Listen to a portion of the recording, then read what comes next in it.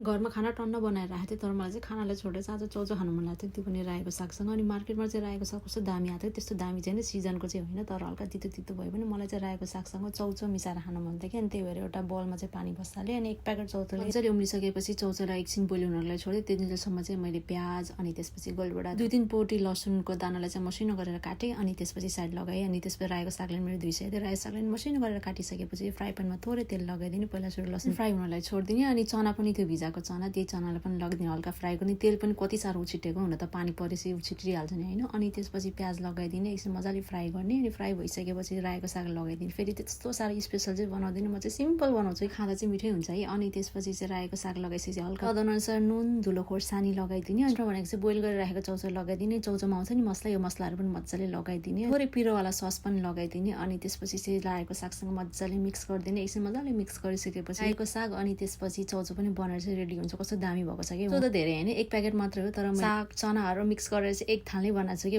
खाना भएको भए चाहिँ यति धेरै खाँदैन थियो होला, चौचो भएर चाहिँ मैले त्यो भयो भएको सबै सकाएँ कि। अनि धेरै पछि बनाएको भएर होला, आफूले बनाएको चिज आफूलाई कस्तो मिठो लाग्यो।